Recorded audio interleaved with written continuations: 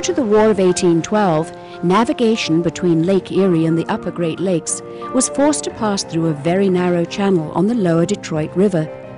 It was a junction where native peoples had been meeting for centuries, and a strategically ideal location that could be easily defended and controlled. And so it was here in 1796 that the British built Fort Malden, also known as Fort Amherstburg, and made the fort the headquarters for the British Indian Department. Earthworks, archaeological sites and barracks, along with models, maps and paintings in the museum, give an idea of what the fort looked like and how it's changed since the summer of 1812. There was a council house for meetings with the First Nations peoples, a commissary, and the provincial marine dockyards, where the upper Great Lake Fleet was constructed. Oh yay! Oh yay! Oh yay! To His Majesty's Provincial Marine, on this July the 1st, in the year of our Lord, 1812. Note, this is a call to arms. This is where the war broke out. This is where the first American invasion took place. This is where Isaac Brock was able to solidify his defense of the provinces. When he captured Detroit, he took out the American Army of the West. It would only have been after the Americans' victory on the Niagara Peninsula that they were able to gain anything back in this area. It wasn't just British, Canadian, and the United States.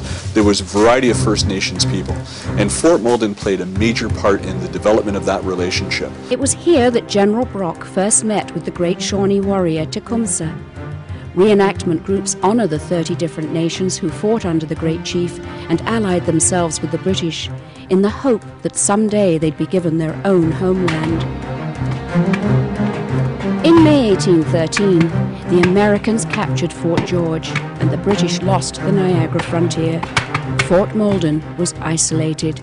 The naval squadron on the American side, which was built in Erie, and it was under the command of Oliver Hazard Perry. Perry basically wanted to find a way to secure and beat the British on Lake Erie to secure that region for the United States. The British squadron was under the command of Admiral Barclay.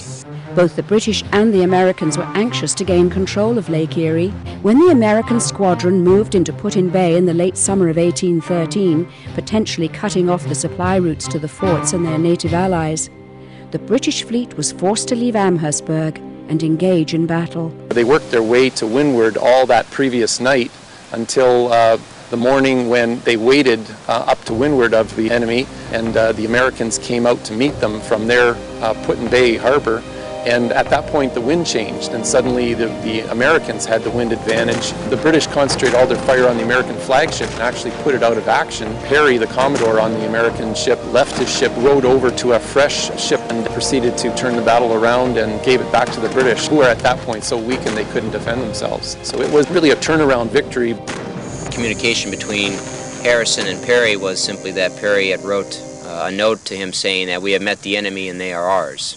2 ships, 2 brigs, 2 schooners, 2 sloops. The jig was up for the British. They were on the end of a long supply line, and there was no way they could hold their position. Plus that the Americans followed up the victory with a very quick invasion.